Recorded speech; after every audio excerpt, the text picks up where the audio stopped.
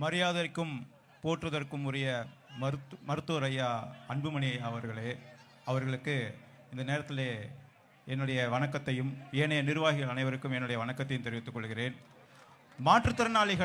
மாற்றுத்திறனாளியாகிய நாங்கள் போராட்டத்தில் ஈடுபடும் போதெல்லாம் எங்களுக்காக ஒலிக்கக்கூடிய முதல் குரல் ஐயாவுடைய குரல் தான். அதில் எந்த சந்தேகம் கிடையாது. எப்பயுமே எங்களுக்காக குரல் கொடுக்கக்கூடிய ஐயா அவர்கள் தொடர்ந்து இந்த 2 நாளைக்கு முன்னாடி கூட எங்களுக்காக இந்த கௌரவ விரிவுரையாளர்களுக்காக குரல் கொடுத்திருந்தார். நான் இந்த அறிஞர் அண்ணா அரசு கலைக்கல்லூரியிலே 16 ஆண்டுகளாக பணிபுரிந்து வருகின்றேன். 2008ஆம் ஆண்டு கலைஞர் ஐயா அவர்கள் முதல்வராக இருக்கும்போது அரசாணை 150 என்று ஒரு அரசாணை வெளியிட்டார். அதில் அரசு துறைகளில் 2 ஆண்டுகளுக்கு மேல் பணிபுரியக்கூடியவர்களை பணி நிரந்தரம் செய்ய வேண்டும் என்பது அந்த அரசாணையுடைய விதி.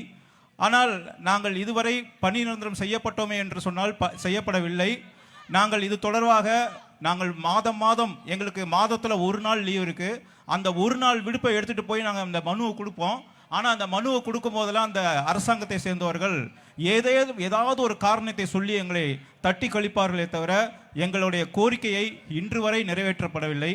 மருத்துவர் ஐயா அவர்கள், அன்புமணி அவர்கள் எங்கள் கோரிக்கையை கனிவோடு பரிசீலித்து எங்களுக்கு இந்த அரசாணையின் மீது தீர்வு கண்டு எங்கள் வாழ்வாதாரத்தை உயர்த்துவதற்கு இந்த அரசாங்கத்துக்கு எங்களுடைய கோரிக்கை எடுத்து செல்ல வேண்டும் என்று இந்த நேரத்தில் அவரை பணிவன்போடு கேட்டுக்கொண்டு வாய்ப்புக்கு நன்றி கூறி விடைபெறுகிறேன்.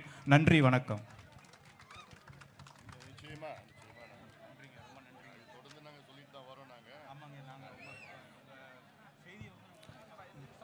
அடுத்ததாக மேல்மா சிப்காட் அதனால் பாதிக்கப்பட்ட விவசாயி சரஸ்வதி அம்மையார் அவர்கள்.